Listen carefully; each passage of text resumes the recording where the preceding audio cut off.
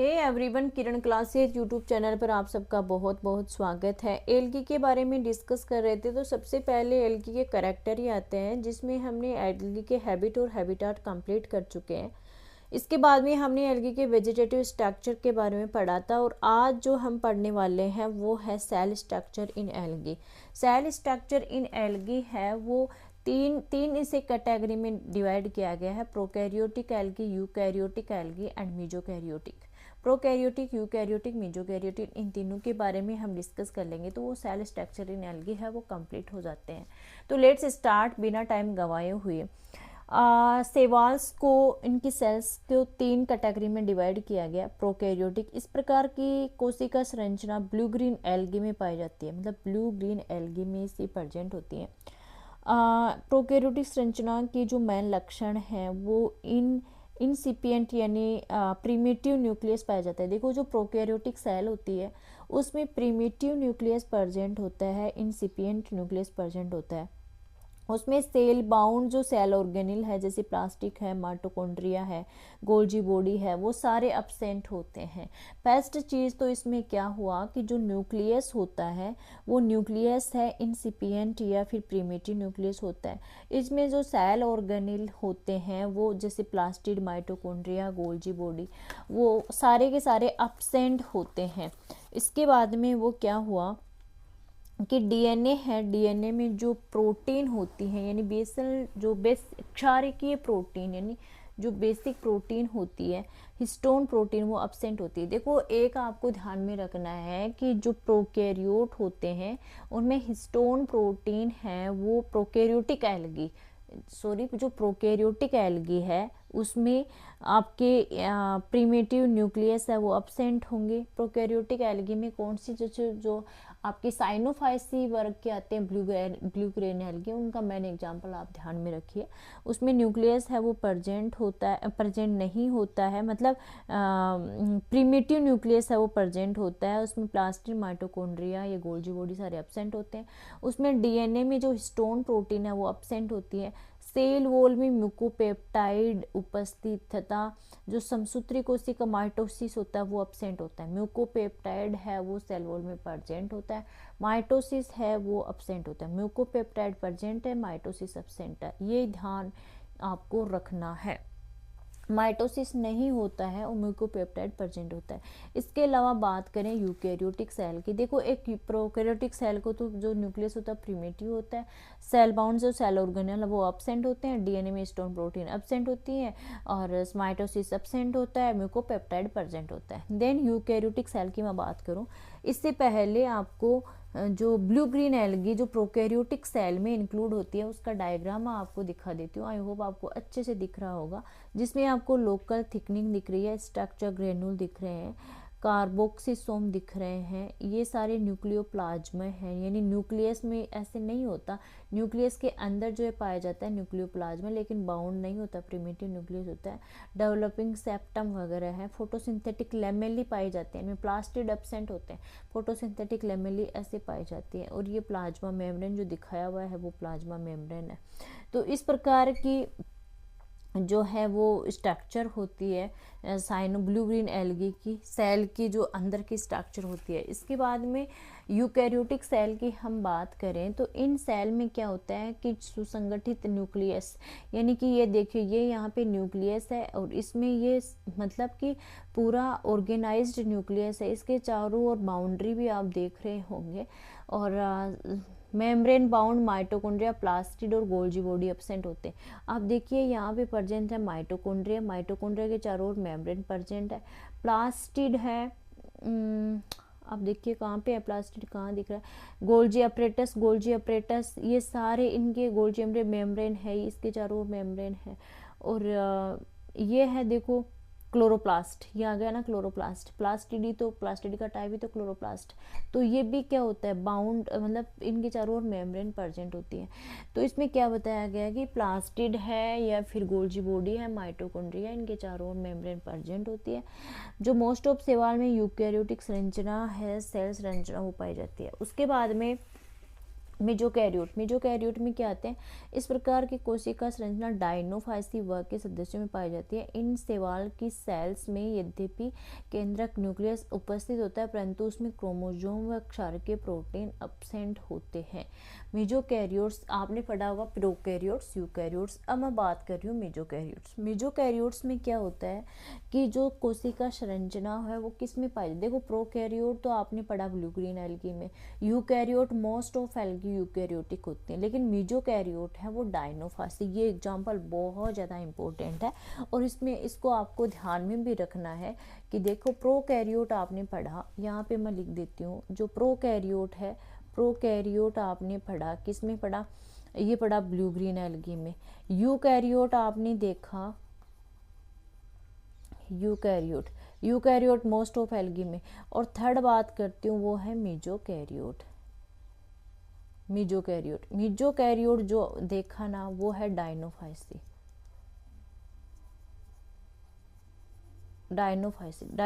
में मेजोकैरियोट है वो प्रेजेंट होता है। तो ये सारी बातें हो गई कि डायनोफाइसी वर्ग के सदस्यों में पाई जाती हैं। शैवालों की सेल्स में ये एब्सेंट होता है, क्रोमोसोम में बेसल बॉडी एब्सेंट होती है। इसके बाद में सेल वॉल की सबसे पहले मैं बात करूं, अब किसकी बात कर रहे हैं हम बात कर रहे हैं, देखो मेजोकैरियोट डायनोफाइसी में होता है, इसमें सेल मेम्ब्रेन युक्त नहीं, जो मेम्ब्रेन युक्त न्यूक्लियस प्रेजेंट तो होता है, लेकिन उसमें क्रोमोसोम और जो क्षारकीय प्रोटीन, स्टोन प्रोटीन है वो एब्सेंट होती है। ये चीज़ आपको बहुत ज़्यादा इंपॉर्टेंट है, ध्यान में रखना है।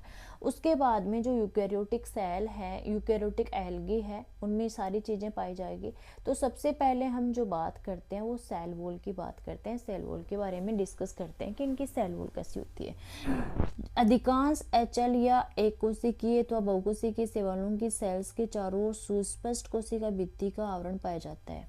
मतलब चाहे सेल यूनिसेलुलर हो चाहे मल्टीसेलुलर हो, एल्गी यूनिसेलुलर हो मल्टीसेलुलर एल्गी हो, इनके चारों ओर जो न्यूक्लियर मेम्ब्रेन सेल वॉल है उसमें प्रेजेंट होती है। चाहे यूनिसेलुलर सेल हो चाहे मल्टीसेलुलर हो, इनके चारों ओर क्या होती है, सेल वॉल प्रेजेंट होती है।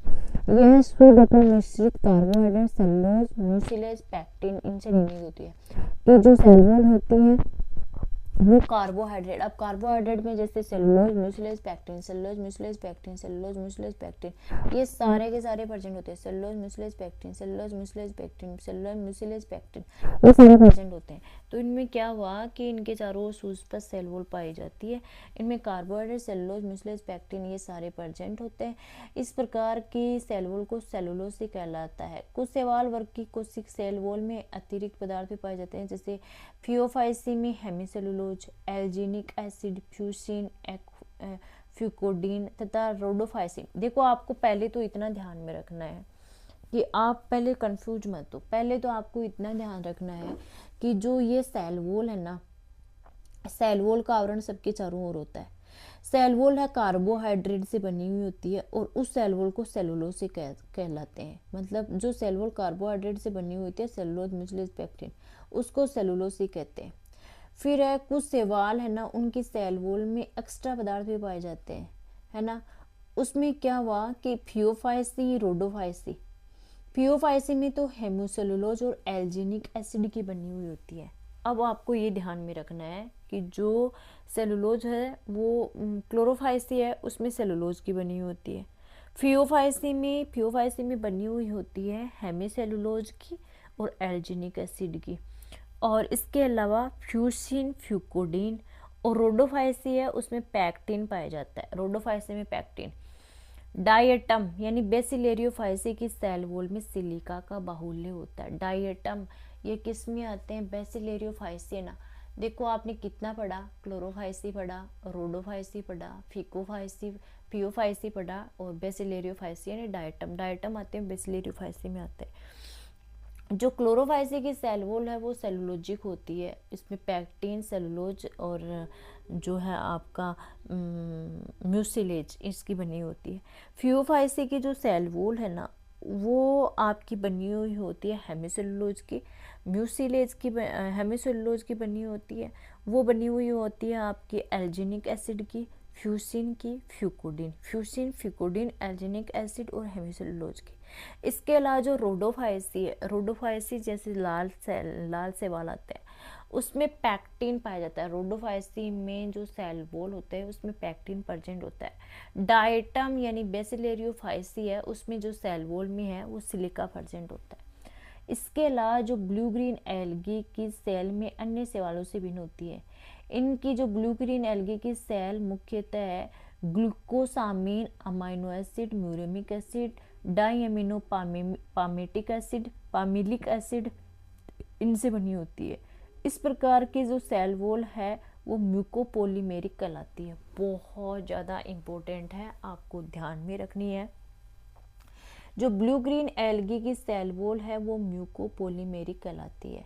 पोली यानी अधिक, म्यूकोपोलीमेरिक। अब देखो इसमें क्या क्या पाए जाते हैं। ब्लू ग्रीन एल्गी के सेल वॉल में glucosamine, amino acid, muramic acid, diamino pimelic acid, pimelic acid, amino acid, muramic acid, glucosamine, ये ब्लू ग्रीन एल्गी के सेल वॉल में पाए जाते हैं। म्यूकोपोलीमेरिक, इनकी ब्लू ग्रीन एल्गी की सेल वॉल म्यूकोपोलीमेरिक कहलाती है। इनमें diamino pimelic acid, amino acid, muramic acid और ग्लूकोसामीन, इनसे मिलकर इनकी सेल वॉल है वो बनी हुई होती है। इसके बाद में देखो सेल वॉल किसकी बात कर ली हमने, सेल वॉल की बात कर ली हमने, सेल वॉल की बात कर ली आपके सामने। क्लोरोफाइसी में सेल वॉल हेमिसेलुलोज की, नहीं सॉरी, क्लोरोफाइसी में सेल वॉल होती है वो सेलुलोज, पैक्टिन, म्यूसिलेज की बनी होती है और उस सेल वॉल को कहा जाता है सेलुलोजी सेल वॉल। उसके बाद में फ्यूफाइसी में सेलुलोज बनी होती है हेमिसेलुलोज की, फ्यूकोडिन की, जो है वो आपके हेमिसेलुलोज की, फ्यूकोडिन की, और इसमें एक और चीज़ कौन सी थी, एल्जेनिक एसिड की बनी हुई होती है। रोडोफाइसी की सेल वॉल होती है उसमें पैक्टिन पाया जाता है। और जो आपकी बेसिलियोफाइसी जिसमें डायटम आते हैं उनकी जो सेल वॉल है ना उसमें आपका जो है वो प्रेजेंट होता है। बेसिलियोफाइसी जिसमें डायटम आते हैं उनकी सेल वॉल में ग्लूकोसामीन प्रेजेंट होता है, अमाइनो एसिड प्रेजेंट होते हैं, वो सारी चीज़ उसकी सेल वॉल में पाई जाते हैं। इन शैवाल में परस्पर क्या होता है, सेल्स की जो कॉमन वॉल पर क्या हुआ पिट कनेक्शंस पाए जाते हैं जिनके द्वारा उनके जीव द्रव्यक संबंधित रहते हैं। इलेक्ट्रॉन माइक्रोस्कोप द्वारा किए गए स्टडी से पता चलता है कि शैवालों की जो सेलुलोजिक सेल वॉल है वो सेलुलोज के माइक्रोफाइब्रिल से बनी हुई होती है। अब देखो इसमें अलग अलग होते हैं, माइक्रोफाइब्रिल होते हैं, मैक्रोफाइब्रिल होते हैं, ये अलग अलग होते हैं। तो जो सेलुलोजिक सेल वॉल है वो सेलुलोज की माइक्रोफाइब्रिल से बनी हुई होती है और इन फाइब्रिल की मोटाई 30 से 200 माइक्रोमीटर होती है। ये फाइब्रिल है दानेदार अथवा चिकने मैट्रिक्स में 2 अथवा 3 परतों अथवा अनियमित क्रम में व्यवस्थित रहते हैं। ये आपको ध्यान में रखनी है। इतना ध्यान में रख लीजिए कि जो सेलुलोजिक सेल वॉल है उसमें जो सेल वॉल है वो माइक्रोफाइब्रिल की बनी हुई होती है और इसमें जो मोटाई है उन फाइब्रिल की जो मोटाई है वो 30 से 200 माइक्रोमीटर तक होती है और इनमें ना अनियमित क्रम में वो व्यवस्थित होते हैं। इनके शैवाल जैसे यूग्लिना, जिम्नोडीनियम, पायरामिनोमोनास में वास्तविक सेल वॉल का अभाव होता है। अब देखिए ये आपको एग्जाम्पल ध्यान में रखना है, ये एग्जाम्पल आपको याद नहीं रहेगा। यूग्लिना तो बहुत सिंपल है, यूग्लिना में सेल वॉल नहीं होती, जिम्नोडीनियम में भी सेल वॉल नहीं होती, पायरोमिनोस ये इम्पोर्टेंट नहीं है, मिमानास ये छोड़ देना, यूग्लिना जिम्नोडीनियम आप याद रख लेना। इनमें ट्रू सेल वॉल का एब्सेंट होती है। इनमें सेल के चारों ओर कोशिका द्रव्य की एक सीमाकारी भित्ति पाई जाती है जिन्हें पेलिकल कहते हैं, यानी कि जो साइटोप्लाज्म है उसकी कोई एक लेयर पाई जाती है इनके चारों ओर, सेल के चारों ओर, जिसे पेलिकल कहते हैं, जबकि ट्रू सेल वॉल है वो एब्सेंट होती है। अब देखो आपने सेल वॉल के बारे में क्या पढ़ा, एक बार आप रिकॉल कर लो, मैं आपको रिकॉल करवा देती हूँ। यहाँ पर सेल वॉल के बारे में आपने ये पढ़ा कि जो सेल वॉल है ना वो जो आपकी क्लोरोफाइसी के अंदर जो सेल वॉल है, दिख रहा है क्या आपको, जो क्लोरोफाइसी है ना, हाँ, क्लोरोफाइसी में जो सेल वॉल है वो आपकी बनी हुई होती है सेलुलोज की, वो हेमी सेलुलोज नहीं, सॉरी, म्यूसी सेलुलोज की, म्यूसिलेज की, इनकी बनी हुई होती है, या फिर जो जिसे मिश्रित कार्बोहाइड्रेट कहते हैं, और इनके सेल वॉल को सेलुलोजिक सेल वॉल कहते हैं।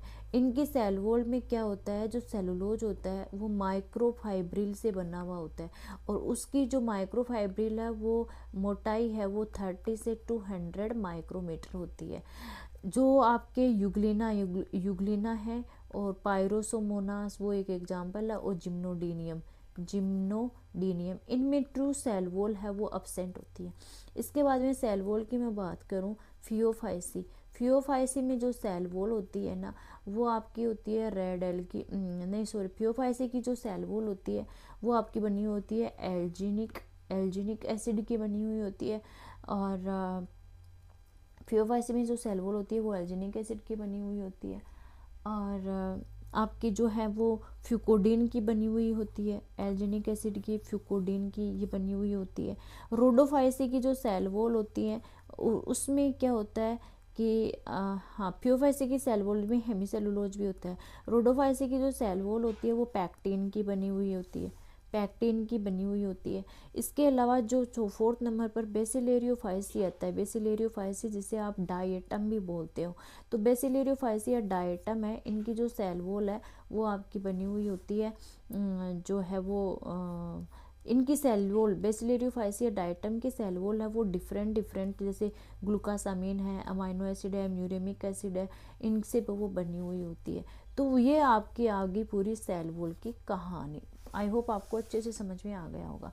इसके हाँ, एक चीज़ और ये कि जो मैंने आपको बताया था, युग्लिना है, जिम्नोडीनियम है, पायरोमीसियम है, इनमें सेल वॉल अब्सेंट होती है, तो इनकी जो सेल होती है उसके चारों ओर पेलिकल पाया जाता है। इसके बाद में आता है सेल में फ्लैजिला। फ्लैजिला है वो इम्पोर्टेंट है भाई, ये भी आपको ध्यान में रखना है कि सेल वॉल में फ्लैजिला की हम बात करें, आपको दिख रहा होगा, ऐसे ऐसे कैसे करूं कि आपको अच्छे से दिख जाए, ठीक है। ये देखो, जो ब्लू ग्रीन एल्गी और रेड एल्गी को छोड़कर सभी वर्गों के शैवालों में मोटाइल सेल पाई जाती है। ये आपको भी ध्यान में रखना है कि ब्लू ग्रीन एल्गी को छोड़ दो, blue green algae red algae को छोड़कर सभी शैवालों में मोटाइल सेल पाई जाती है। Motile cell blue green algae, red algae, इन दो में नहीं पाई जाएगी। Blue green algae, red algae phaeophyceae में पाई जाती है या blue green algae red algae में नहीं पाई जाएगी, जबकि क्लोरोफाइसी है, बेसिलेरियोफाइसी है, फ्यूफाइसी है, इनमें पाई जाएगी। इन सेल्स की गति सूक्ष्म जीवद्रव्य व तंतुवत कशाभिकाओं द्वारा होती है। विभिन्न शैवालों में कशाभिकाओं की संख्या 1 से 4 तक हो सकती है। यानी जो फ्लैजिला होते हैं, देखो इन बताया, इन सेल्स की गति सूक्ष्म जीवद्रव्य तंतुवत कशाभिकाओं द्वारा होती है। पहले चीज तो कि blue green algae red algae को छोड़कर सभी वर्गों में मोटाइल सेल प्रेजेंट होती है। इन सेल्स की गति सूक्ष्म जीवद्रव्य तंतुवत फ्लैजिलाओं द्वारा होती है। इन शैवालों में फ्लैजिला की संख्या 1 से 4 तक हो सकती है। जो फ्लैजिला होते हैं उनकी संख्या है वो 1 से 4 तक हो सकती है। ये आपको ध्यान में रखने हैं। कितनी हो सकती है? 1 to 4। ये आपको ध्यान में रखने हैं कि blue green algae red algae को छोड़कर सभी वर्गों के शैवालों में जो मोटाइल सेल है वो पाई जाती हैं, और इनमें जो फ्लैजिला होती हैं उनकी संख्या 1 से 4 तक हो सकती है। प्रत्येक फ्लैजिला के केंद्र में एक अक्षम सूत्र होता है जिसे अक्सिनोम कहते हैं। हर फ्लैजिला के सेंटर में एक अक्ष सूत्र होता है जिसे एक्सिनोम कहते हैं। एक्सिनोम एक एकल झिल्ली से ढका हुआ होता है। एक्सिनोम की विशेष संरचना कशाभिका के अनुप्रस्थ काट में देखी जा सकती है। 11 तंतु से निर्मित होता है। इनमें 9 तंतु परिधि की ओर, 2 तंतु केंद्र की ओर होते हैं।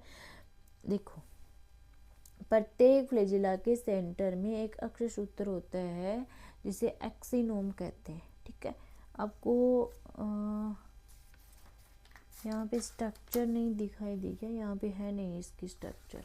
ठीक है, मैं इसे बताती हूँ आपको कि प्रत्येक फ्लैजिला के सेंटर में एक अक्ष सूत्र होता है जिसे एक्सिनोम कहते हैं ना।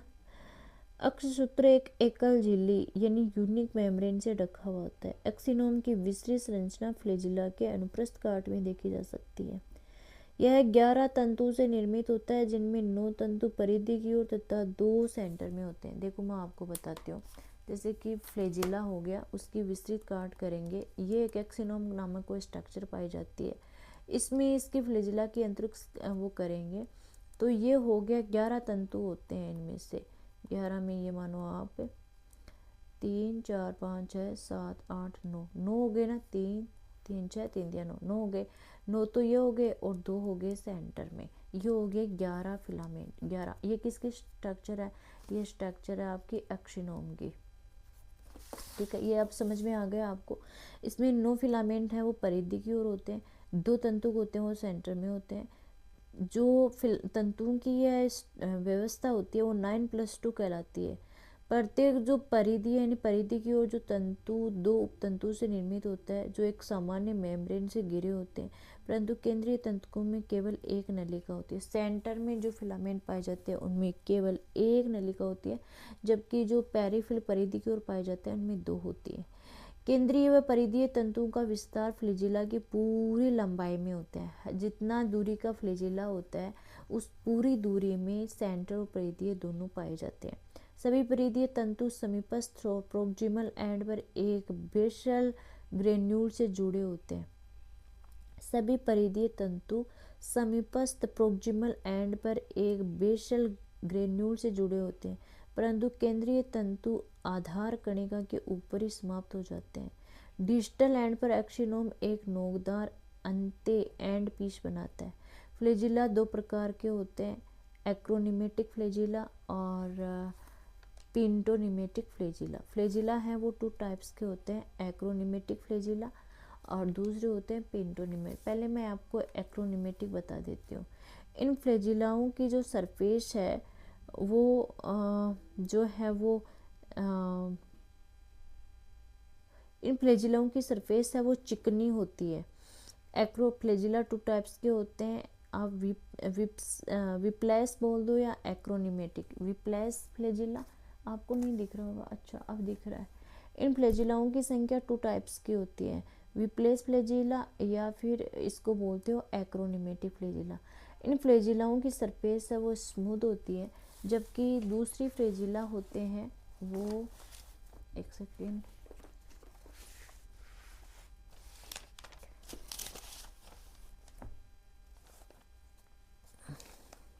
जबकि दूसरे फ्लैजिला की सरफेस होती हैं वो मतलब छोटे छोटे उस पे फिमर हेयर पाए जाते हैं, जिन्हें मैस्टिगोनिम बोला जाता है। उससे बोला जाता है टिनसेल या फिर पेंटोनिमेटिक फ्लैजिला। टिनसेल फ्लैजिला या पेंटोनिमेटिक फ्लैजिला बोला जाता है। विप्लेस फ्लैजिला या एक्रोनिमेटिक फ्लैजिला। इन फ्लैजिलाओं की सरफेस है वो स्मूथ होती है। विप्लेस बोल दो या एक्रोनिमेटिक बोल दो, इन फ्लैजिलाओं की सतह वो स्मूथ होती है, जबकि टिनसेल और पेंटोनिमेटिक फ्लैजिला होती हैं, इनकी सरफेस पर फिमर हेयर पाए जाते हैं, जिन्हें मैस्टिगोनिम कहते हैं। एल्गी की किसी भी जल कोशिका में उपरोक्त में से एक अथवा दोनों प्रकार की फ्लैजिलाएं उपस्थित हो सकती हैं।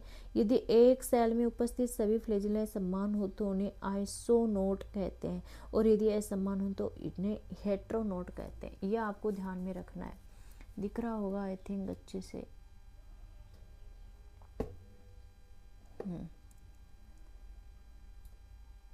यस, तो आपको ये अच्छे से दिख रहा होगा आइसोनोट और हेट्रोनोट।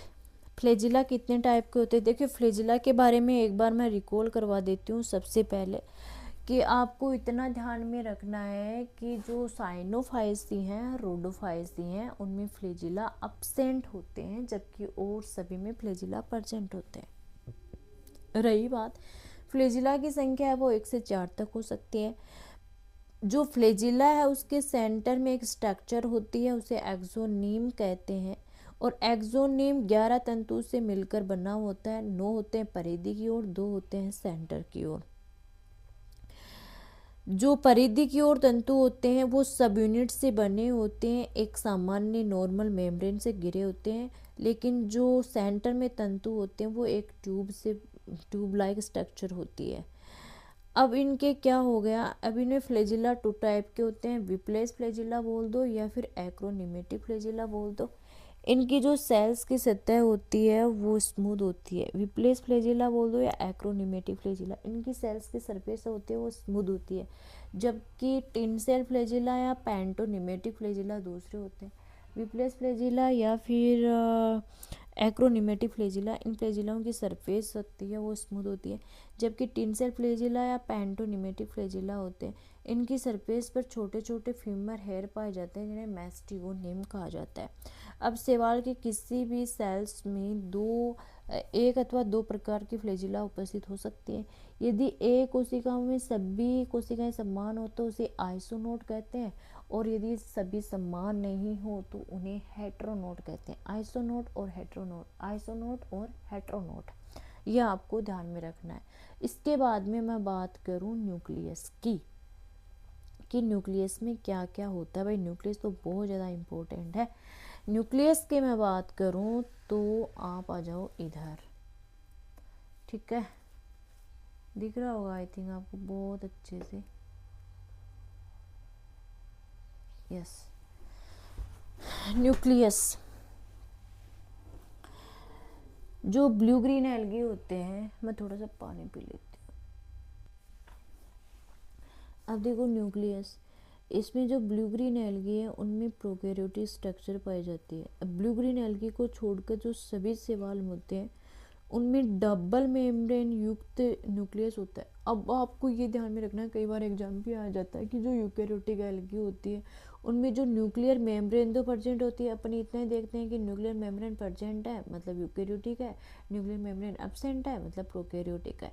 इसमें इतना देखना है कि जो न्यूक्लियर मेम्ब्रेन प्रेजेंट होती है वो अगर डबल मेम्ब्रेन है, न्यूक्लियर मेम्ब्रेन प्रेजेंट है वो भी double membrane nuclear membrane present है ना। उसके बाद में ब्लू ग्रीन जो शैवाल होते हैं, एल्गी होते हैं, उनमें जेनेटिक मटेरियल है वो कलाबंद केंद्रक में नहीं पाया जाता। जेनेटिक मटेरियल के चारों ओर मेम्ब्रेन नहीं पाई जाती है। इनमें डीएनए और हिस्टोन से संयोजित होकर गुणसूत्र की रचना नहीं करते। इनमें जो क्रोमोजोम बनते हैं यानी कि स्टोन प्रोटीन तो एब्सेंट होती है, वो आपको पता ही है। इस प्रकार का जो न्यूक्लियस होता है इंसिपिएंट न्यूक्लियस कहलाता है। देखो क्या बताया है, ब्लू ग्रीन एल्गी में जो न्यूक्लियस प्रेजेंट होता है उसमें डबल मेम्ब्रेन नहीं पाई जाती है, जबकि अन्य शैवालों में डबल मेम्ब्रेन पाई जाती है। इनमें जो डीएनए स्टोन तंतु स्टोन से संयोजित होकर गुणसूत्र की संरचना नहीं करता, मतलब कि इसमें जो डीएनए मटेरियल पाया जाएगा वो क्रोमोजोम नहीं बनाएगा क्योंकि स्टोन प्रोटीन एब्सेंट है। तो इस प्रकार का जो न्यूक्लियस होगा इंसिपिएंट न्यूक्लियस कहलाएगा। डाइनोफ्लेजिलेटेड, डायटम किस में पढ़े थे अभी, जो आपके आए थे बेसिलेरियोफाइसी, यहीं भी पढ़े थे, बेसिलेरियोफाइसी डायटम। और ये डायटम अलग है, डाइनोफ्लेजिलेट का न्यूक्लियस भी टू न्यूक्लियस नहीं कहा जा सकता। डायटम अलग है, डाइनोफ्लेजिलेट अलग है। तो डाइनोफ्लेजिलेट का जो न्यूक्लियस है उसे टू न्यूक्लियस नहीं बोला जा सकता, यद्यपि इसमें न्यूक्लियर मेम्ब्रेन प्रेजेंट होती है परंतु संगठित क्रोमोजोम नहीं पाए जाते। डाइनोफ्लेजिलेट का जो न्यूक्लियस है उसे टू न्यूक्लियस नहीं बोला जा सकता, लेकिन इसमें न्यूक्लियर मेम्ब्रेन प्रेजेंट होती है परंतु जो क्रोमोजोम है वो संगठित क्रोमोजोम नहीं पाए जाते। ये आपको बहुत ज़्यादा ध्यान में रखना है। देखो क्या पढ़ा कि केंद्र सुसंगठित होता है, इसमें क्या होता है, अन्य सभी शैवालों में यूकेरियोटिक कोशिकाओं में पाए जाते हैं, इनमें केंद्र सुसंगठित होता है। अब देखो आपने तीन चीज़ पढ़ी न्यूक्लियस के बारे में, रिकॉल करवा देती हूँ। एक चीज़ तो आपने ये देखा कि जो न्यूक्लियस है ना, न्यूक्लियस में प्रोकैरियोट है, प्रोकैरियोट में जो न्यूक्लियस होगा ना उसमें तो जो डीएनए तो पाया जाएगा लेकिन हिस्टोन प्रोटीन है वो एब्सेंट होगी। हिस्टोन प्रोटीन एब्सेंट होगी तो जो डीएन न्यूक्लियस है वो मेम्ब्रेन नहीं पाया जाता। उसके बाद में आपने पढ़ा यूकैरियोट, यूकैरियोट में जो न्यूक्लियस पाया हिस्टोन प्रोटीन पाया जाएगा, जो डीएनए होगा वो क्रोमोजोम बनाएगा और केंद्रक में प्रेजेंट होगा, केंद्र के चारों ओर डबल मेम्ब्रेन प्रेजेंट होगी। इसके बाद में नंबर 3 पे आपने पढ़े डाइनोफ्लेजिलेट। डाइनोफ्लेजिलेट होगा उसमें जो न्यूक्लियर मेम्ब्रेन है वो प्रेजेंट होगी, ठीक है। लेकिन उसमें क्या होगा, न्यूक्लियर मेम्ब्रेन तो प्रेजेंट होगी, परंतु उसमें जो क्रोमोजोम है वो अब्सेंट होंगे, मतलब सुसंगठित क्रोमोजोम नहीं पाए जाएंगे, सुसंगठित मतलब ऑर्गेनाइज्ड क्रोमोजोम नहीं होंगे। इसमें न्यूक्लियर मेम्ब्रेन तो प्रेजेंट होती है डायनोफ्लेजिलेट में, लेकिन सुसंगठित क्रोमोजोम नहीं पाए जाएंगे। यूकैरियोट में डबल मेम्ब्रेन होती है, क्रोमोजोम होते हैं, वो भी सुसंगठित होते हैं। जबकि इसमें जो है प्रोकैरियोट में, इसमें डीएनए प्रेजेंट होता है, स्टोन प्रोटीन गुणसूत्र स्ट्रक्चर नहीं पाई जाती। अब आपको ध्यान में रखना है, एक बार मैं फिर से रिकॉर्ड करवा देती हूँ। ब्लू ग्रीन एल्गी में, ब्लू ग्रीन एल्गी को छोड़कर सभी शैवालों में डबल मेम्ब्रेन से सुसंगठित केंद्रक होता है। ब्लू ग्रीन एल्गी में जेनेटिक मटेरियल होता है, वो मेम्ब्रेन कलाबद्ध केंद्रक में नहीं पाया जाता है। इनमें डीएनए होता है, वो हिस्टोन से कनेक्ट होकर क्रोमोसोम की संरचना नहीं बनाते। इस प्रकार का जो न्यूक्लियस होता है वो इंसिपिएंट न्यूक्लियस कहलाता है। डायनोफ्लेजिलेट का न्यूक्लियस भी ट्रू न्यूक्लियस नहीं कहा जा सकता, यदि भी इसमें न्यूक्लियर मेम्ब्रेन उपस्थित होती है, परंतु संगठित न्यूक्लियस नहीं पाए जाते, क्रोमोसोम नहीं पाए जाते। ये बात हो गई। अब देखो, शैवाल की जो एल्गी होती है वो यूनिन्यूक्लियस यानी एक केंद्रीय शैवाल्स में एक में केंद्रक प्राय सेल वॉल के निकट पाया जाता है, परंतु कभी कभी यह कोशिका द्रवित तंतुकों द्वारा सेल के बीच में निलंबित होता है। देखिए आपको क्या करना है, जो एल्गी होती है उसमें एल्गी की एक केंद्र के सेल्स में न्यूक्लियस है, केंद्रक है, वो प्राय सेल वॉल के निकट होता है। सेल वॉल के निकट न्यूक्लियस पाया जाएगा, लेकिन कभी कभी जो न्यूक्लियस है वो सेल के बीच में होता है, जैसे स्पायरोगायरा जिग्निमा। अब कैसे याद रखोगे, स्पायरोगायरा और जिग्निमा में जो न्यूक्लियस पाया जाता है ना, स्पायरोगायरा जिग्निमा में जो न्यूक्लियस पाया जाता है वो बीच में पाया जाता है। Spirogyra, spirogyra zygnema. Multinucleate cell में न्यूक्लियस है वो प्राय प्लास्टिड व वैक्यूल के बीच में पाए जाते हैं, और न्यूक्लियस का आयाम 1 माइक्रोमीटर से 80 माइक्रोमीटर होता है। अब आपको ध्यान में रखना है कि सेल होती हैं, कई सेल ऐसी होती हैं जिनमें एक न्यूक्लियस प्रेजेंट होते हैं। तो एल्गी में मोस्ट ऑफ जो न्यूक्लियस प्रेजेंट होते हैं वो सेल वॉल के निकट होते हैं, लेकिन कुछ एल्गी जिनमें एक ही न्यूक्लियस पाया जाता है वो सेल के बीच में होता है। वो एग्जाम्पल स्पायरोगायरा, वो एग्जाम्पल हो जाएगा स्पायरोगायरा, और आपका हो जाएगा जिग्निमा। अब कुछ एल्गी ऐसी होती हैं जिनमें न्यूक्लियस है वो कई सारे प्रेजेंट होते हैं, मल्टी न्यूक्लियस। कुछ एल्गी होते हैं मल्टी न्यूक्लियस वो प्रेजेंट होते हैं। तो इनमें जो पाया जाता है ना, मल्टी न्यूक्लियट एल्गी प्रेजेंट होती है, तो इनमें जो पाया जाता है, इनमें जो न्यूक्लियस है ना वो कहाँ प्रेजेंट होंगे, इनमें न्यूक्लियस है ना प्लास्टिड और वैक्यूल होंगे, उस वैक्यूल में दसे हुए होते हैं। प्लास्टिड और वैक्यूल में, प्लास्टिड और VACOULE, प्लास्टिड और वैक्यूल्स में ये दसे हुए रहते हैं। यह बात आपको आ गई होगी समझ में कि स्पायरोगायरा जिग्निमा मल्टीन्यूक्लिएट में केंद्र प्राय प्लास्टिड व वैक्यूल के बीच होते हैं, और इनमें न्यूक्लियस का जो अमाप होता है 1 माइक्रोमीटर से 80 माइक्रोमीटर तक होता है। शैवाल है, ये बात हो गई।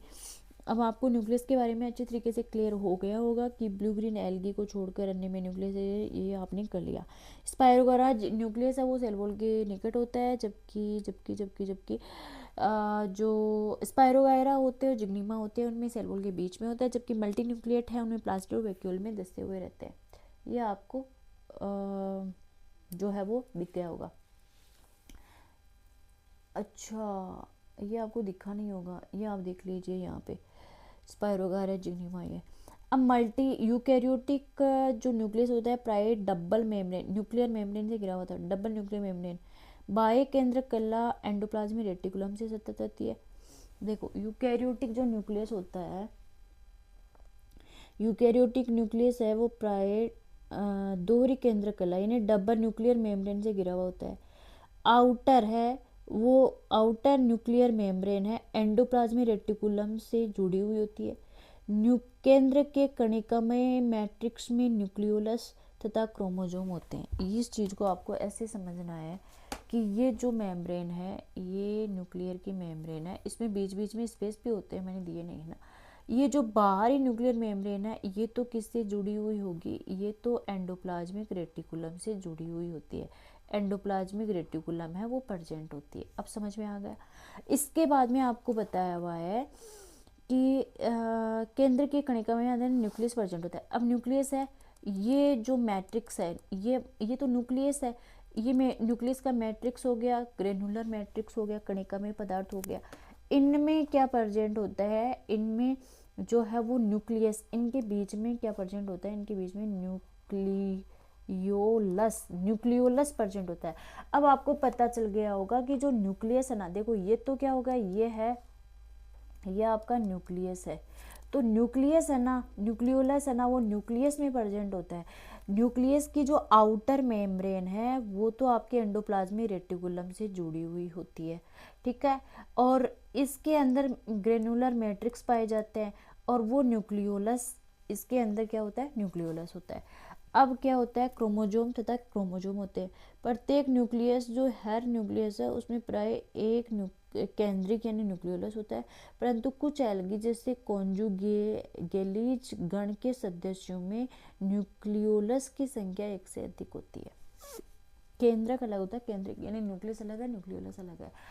पर हर एल्गी में न्यूक्लियस न्यूक्लियोलस एक ही होता है, परंतु कॉन्जुगेलीज बहुत कंजूस है, ऐसे याद रखना। वो कॉन्जुगेलीज ऑर्डर की जो एल्गी होती है उनमें एक से ज़्यादा न्यूक्लियोलस है वो प्रेजेंट होते हैं, ये आपको ध्यान में रखना है। अब देखो कितना पढ़ लिया आपने न्यूक्लियस के बारे में। स्पाइरोरा जिग्निमा में जो न्यूक्लियस होता है वो सेंटर पे प्रेजेंट होता है, बाहर क्यों नहीं होता। अब आपको ध्यान में रखना है, यद्यपि अधिकांश सवालों में एक केंद्र की सेल्स पाई जाती है, परंतु क्लेडोफोरिलीज, साइनोफिलीज, कार्लीज आदि कुछ गणों में कोशिकाएं सिनोसाइट होती है। मतलब अधिकांश सवालों में एक केंद्र की कोशिकाएं पाई जाती है। क्लेडोफोरा, साइनोफिलीज, कार्लीज, तो कारा याद रख लेना, क्लेडोफोरा याद रख लेना। साइनोफिलीज में कौन से आते हैं देख के बताऊंगी। देखो कई एल्गी होती है ना, उनमें जो न्यूक्लियस एल्गी की सेल है उनमें एक ही न्यूक्लियस प्रेजेंट होता है, लेकिन कई में क्या होता है कि सिनोसिटिक कंडीशन पाई जाती है। अब सिनोसिटिक कंडीशन क्या होती है कि इसमें कई सारे न्यूक्लियस प्रेजेंट होते हैं। ये न्यूक्लियस प्रेजेंट हो गए, वो हो गई सिनोसिटिक कंडीशन, CENOCYTIC, सिनोसिटिक कंडीशन, वो होगी सिनोसिटिक कंडीशन। इनमें कई सारे न्यूक्लियस है वो प्रेजेंट होते हैं।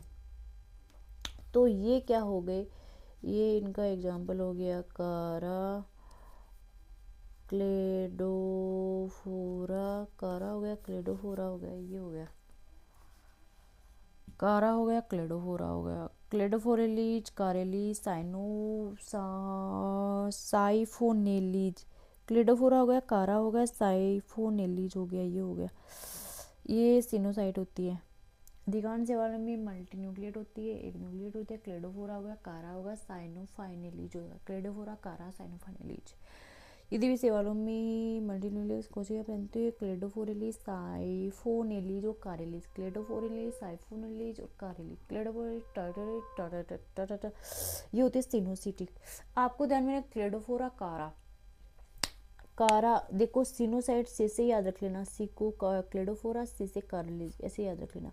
विभिन्न सवाल में क्रोमोजोम का जो माप है, साइज है, वो 0.20 यूलोट्राइकेलीज गण में और 12 माइक्रोइडोगेलीज में तक होता है, ये ध्यान में नहीं रखना आपको। क्रोमोजोम की संख्या में भी अत्यधिक विविधता पाई जाती है।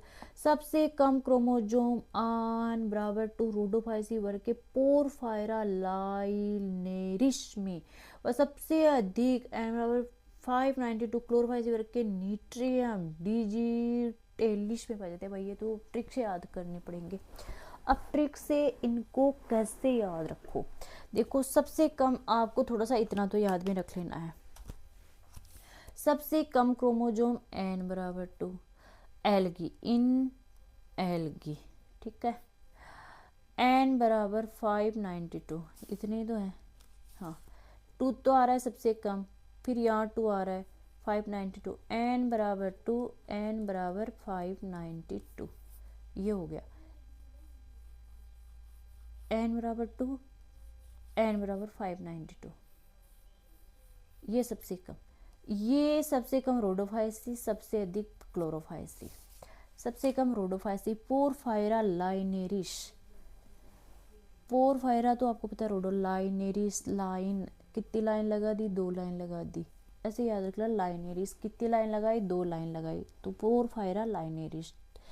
इसके बाद में क्लोरोफाइसी की नीट्रियम डिजिटेलिस, डिजिटल, डिजिटल से याद रख लेना डिजिटल, तो आजकल के लोग सबसे ज़्यादा डिजिटल ही तो होता है, तो डिजिटल मतलब सबसे ज़्यादा, मतलब सबसे ज़्यादा क्रोमोजोम।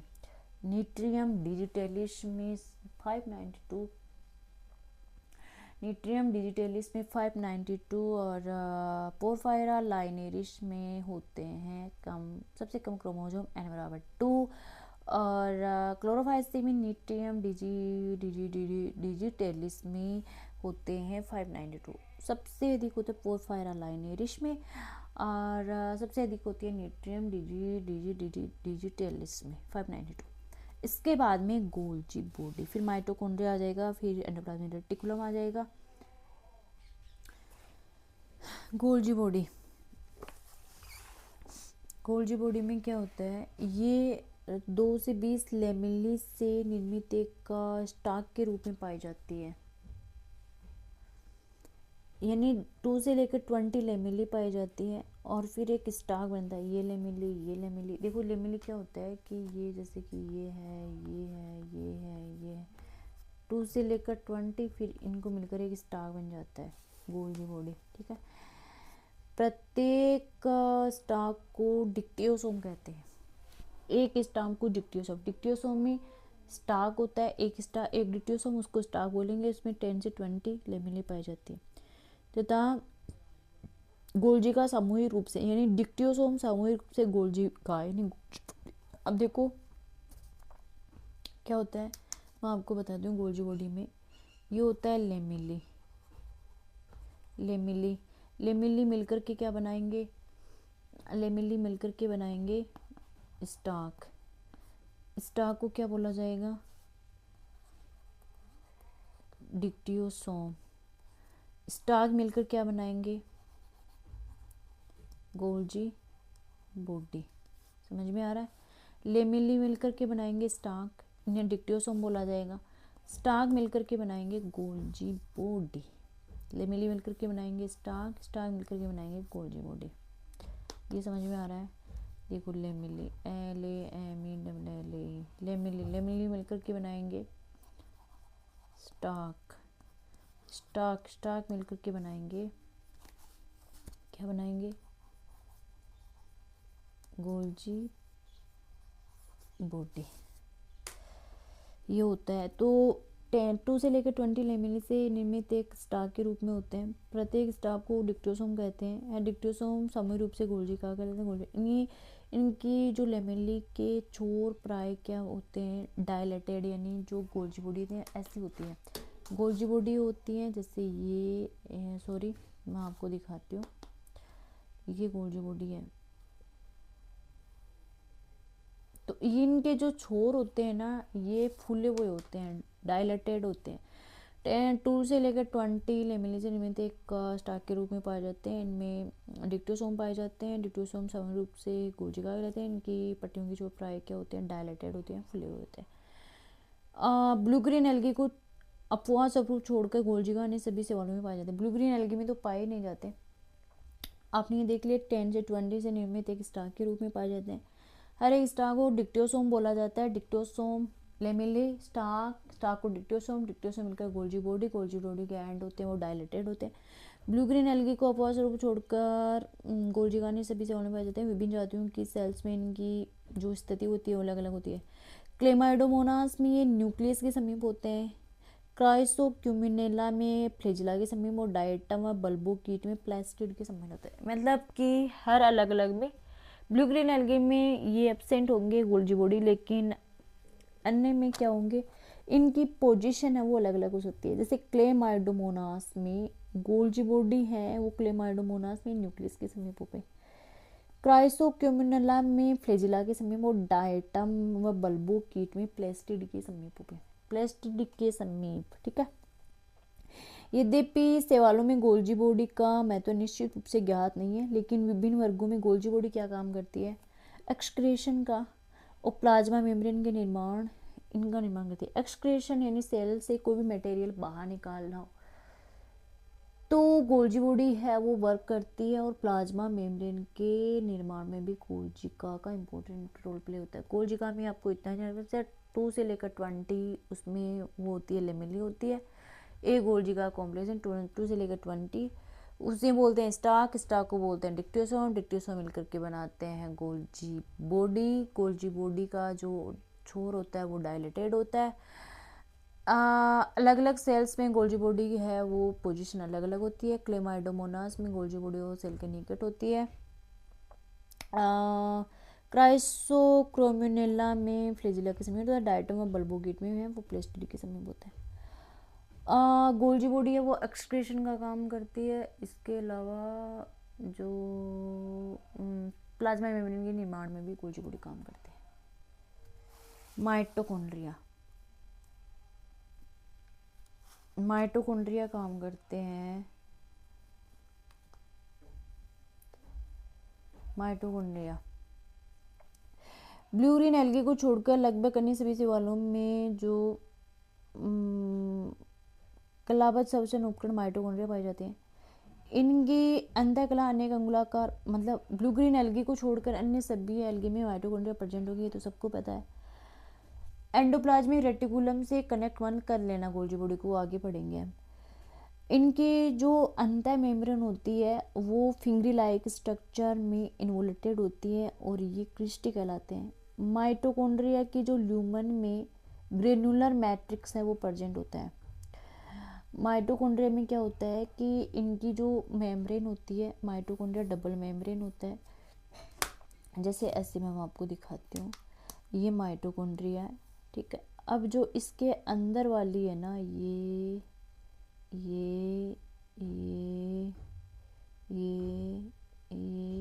ये होता है एक क्रिस्टी। इनको क्या बोलते हैं, इनको बोलते हैं क्रिस्टी। तो ये होती है क्रिस्टी, अब समझ में आ गया। तो इनकी जो अंदर वाली मेम्ब्रेन है वो फिंगर लाइक स्ट्रक्चर में इन्वोल्टेड होती है, इन्हें क्रिस्टी बोलते हैं। माइटोकॉन्ड्रिया की ल्यूमन में ग्रेनुलर मैट्रिक्स पाया जाता है। ये जो माइटोकॉन्ड्रिया की ल्यूमन हो गई, ये मैंने आपको दिखाया था, ये वाली, ये इसमें क्या पाया जाता है, इसमें पाया जाता है ग्रेनुलर मैट्रिक्स है। माइटोकॉन्ड्रिया में क्या होता है, न्यूक्लिक एसिड यानी आरएनए, डीएनए और राइबोसोम पाए जाते हैं, बहुत ज़्यादा ये है, इसलिए इन्हें ऑटोनोमस ऑर्गेनेल कहा जाता है। देखिए माइटोकॉन्ड्रिया एक ऐसा सेल ऑर्गेनेल है जिसमें खुद के जो है वो राइबोसोम प्रेजेंट होते हैं। माइटोकॉन्ड्रिया एक ऐसा सेल ऑर्गेनेल है जिसमें खुद के राइबोसोम है वो प्रेजेंट होते हैं। यानी कि माइटोकॉन्ड्रिया होते हैं ये फिंगर लाइक स्ट्रक्चर में इन्वोल्टेड होते हैं, इन्हें क्रिस्टी बोलते हैं। माइटोकॉन्ड्रिया के ल्यूमन में ग्रेनुलर मैट्रिक्स होता है, इनमें न्यूक्लिक एसिड, आरएनए, डीएनए और राइबोसोम पाए जाते हैं। इन्हें ऑटोनोमस ऑर्गेनेल कहा जाता है, कहा जा सकता है, ऑटोनोमस ऑर्गेनेल कहा जा सकता है। माइटोकॉन्ड्रिया को छोड़कर सभी सेलों में जो माइटोकॉन्ड्रिया पाए जाते हैं, इनके फिंगर लाइक प्रोजेक्शन न्यूक्लियोटाइड होते हैं, इन्हें क्रिस्टी कहते हैं। माइटोकॉन्ड्रिया के ल्यूमन में जो ग्रेनुलर मैट्रिक्स है वो प्रेजेंट होता है, इनमें न्यूक्लिक एसिड यानी आरएनए, डीएनए या फिर जो है वो राइबोसोम है वो पाए जाते हैं। अतः यानी माइटोकॉन्ड्रिया में ग्रेनुलर मैट्रिक्स होता है, उनमें आरएनए, डीएनए प्रेजेंट होता है। आरएनए और डीएनए के अलावा माइटोकॉन्ड्रिया में क्या पाया जाता है, इनमें न्यूक्लिक एसिड, इनमें आरएनए, डीएनए मैट्रिक्स में और खुद का राइबोसोम प्रेजेंट होता है। इसलिए खुद का डीएनए पाए जाने के कारण, खुद का आरएनए पाए जाने के कारण या खुद का न्यूक्लिक एसिड पाए जाने के कारण माइटोकॉन्ड्रिया को ऑटोनोमस ऑर्गेनेल कहा जाता है। विभिन्न वर्गों की सेवाल कोशिका में माइटोकॉन्ड्रिया की संख्या माँ बाप में इत्यादि विविधता पाई जाती है। प्रत्येक सेल में इनकी संख्या प्राय 1 से अधिक हो सकती है। माइटोकॉन्ड्रिया की संख्या 1 से अधिक हो सकती है। माइटोकॉन्ड्रिया सेल के श्वसन केंद्र है। श्वसन केंद्र कैसे कि यहाँ पे टीएस वाले एंजाइम पाए जाते हैं और जो है वो रेस्पिरेशन मतलब यहाँ पे वो प्रोसेस है वो संपन्न होती है, तो सेल के जो श्वसन केंद्र है, रेस्पिरेशन सेंटर है, इनमें रेस्पिरेशन से संबंधित एंजाइम, मतलब श्वसन से संबंधित एंजाइम, ये तो आपको पता है कि माइटोकॉन्ड्रिया एक रेस्पिरेटरी ऑर्गन है, श्वसन केंद्र है। इनमें श्वसन से संबंधित एंजाइम के अतिरिक्त प्रोटीन संश्लेषण तथा अमाइनो एसिड इंटर कन्वर्जन के एंजाइम भी पाए जाते हैं। ये आपको समझ में आ गया ना, श्वसन रेस्पिरेटरी सेंटर है। अब प्रोटीन के कैसे, देखिए आप बताओगे कि मैम प्रोटीन का सिंथेसिस तो होता है राइबोसोम पर होता है, राइबोसोम प्रोटीन का निर्माण करते हैं, राइबोसोम पाए जाते हैं एंडोप्लाज्मिक रेटिकुलम के ऊपर, तो प्रोटीन तो वहाँ होगा। देखिए बेटा वहाँ भी प्रोटीन का निर्माण होता है, बहुत सारी प्रोटीन होती है, तो एंडोप्लाज्मिक रेटिकुलम पे जो राइबोसोम पाए जाएंगे वो भी प्रोटीन का निर्माण करेंगे। लेकिन कुछ प्रोटीन ऐसी होती हैं, कुछ राइबोसोम ऐसे होते हैं जो साइटोप्लाज्म में फ्री लिविंग में पड़े रहते हैं, और कुछ प्रोटीन ऐसी होती हैं कि राइबो एंडोप्लाज्मिक रेटिकुलम के अलावा जो राइबोसोम प्रेजेंट होते हैं, जैसे साइटोप्लाज्म में पड़े, तो वो साइटोप्लाज्म वाले प्रोटीन जो है वो राइबोसोम भी प्रोटीन बनाएंगे। और क्योंकि राइबोसोम प्रोटीन का निर्माण करते हैं, तो माइटोकॉन्ड्रिया के अंदर भी खुद का प्रोटीन होते हैं 70S राइबोसोम, तो वो प्रोटीन भी राइबोसोम प्रेजेंट होते हैं, तो वो भी प्रोटीन का निर्माण करेंगे, तो वो प्रोटीन का निर्माण करें तो प्रोटीन वाले एंजाइम भी चाहिए होंगे, इसलिए अमाइनो एसिड कन्वर्जन के एंजाइम, प्रोटीन के एंजाइम पाए जाते हैं। इसके बाद में मैं बात करूं एंडोप्लाज्मिक रेटिकुलम की।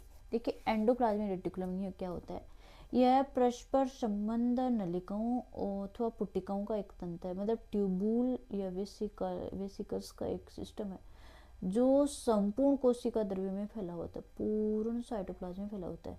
ब्लू ग्रीन एल्गी के अतिरिक्त यह तंत्र सभी एल्गी की कोशिकाओं में पाया जाता है। देखिए फिर से पढ़िए, परस्पर संबंध नलिकाओं, एंडोप्लाज्मिक रेटिकुलम है, ये नलिकाओं तो पुटिकाओं का एक सिस्टम है जो संपूर्ण है, वो एंडोप्लाज्मिक कोशिका द्रव्य में फैला हुआ होता है। ब्लू ग्रीन एल्गी के अतिरिक्त यह तंत्र सभी शैवालों की कोशिकाओं में पाया जाता है। इन कोशिकाओं की सतह पर राइबोसोम छोटी छोटी कणिकाओं के रूप में प्रोटीन संश्लेषण का केंद्र है। फिर से पढ़ लो एक बार, यह परस्पर संबंध नलिकाओं पुटिकाओं का एक तंत्र है जो संपूर्ण कोशिका एंडोप्लाज्मिक रेटिकुलम पूरी सेल्स में फैला हुआ होता है। ब्लू ग्रीन एल्गी के अतिरिक्त यह तंत्र है वो सभी सेल्स की कोशिकाओं में पाया जाता है। इन सेल्स की सतह पर राइबोसोम छोटी छोटी कणिकाओं के पाए जाते हैं, प्रोटीन संश्लेषण का केंद्र। एंडोप्लाज्मिक रेटिकुलम पर राइबोसोम प्रेजेंट होंगे, वो प्रोटीन बनाएंगे। एंडोप्लाज्मिक रेटिकुलम पूरी कोशिका द्रव्य में बिखरे हुए पड़े रहते हैं, मतलब पाए जाते हैं, एक जाल पाया जाता है। आई स्पॉट या स्टिग्मा, आई होप, मुझे लगता है कि शायद ये आप नया पढ़ोगे, आई स्पॉट और स्टिग्मा। इसको हम वैक्यूल आएंगे, पिगमेंटेड आएंगे और पायरिनोइड आएंगे। मुझे लगता है कि ये बहुत बड़ा हो जाएगा, तो मैं 2 पार्ट में शायद इसको कन्वर्ट कर लूँ तो ठीक रहे। आई स्पॉट या स्टिग्मा को आगे मैं कर दूँ, ये है ना पायरिनोइड तक हो जाएगा, इसके बाद में फिर आ जाएगा रिप्रोडक्शन, आपका रिप्रोडक्शन कर लेंगे, ये सारा कर लेंगे। तो यहाँ तक मैं आपको कंप्लीट करती हूँ। इसके बाद में जो आई स्पॉट वगैरह है, पायरिनोइड है, वो आपको मैं अगले चैप्टर में करवा दूँगी। तो आई होप आपको लेक्चर पसंद आया होगा। अगर लेक्चर पसंद आया तो वीडियो को लाइक कर दे, चैनल पे नए हो तो सब्सक्राइब कर ले, बेल आइकन को प्रेस कर दे, कमेंट बॉक्स में कमेंट करके मुझे सुझाव ज़रूर देना कि कैसा आपको क्या वीडियो चाहिए, अगर वगैरह जो भी हो। Bye bye everyone, take care.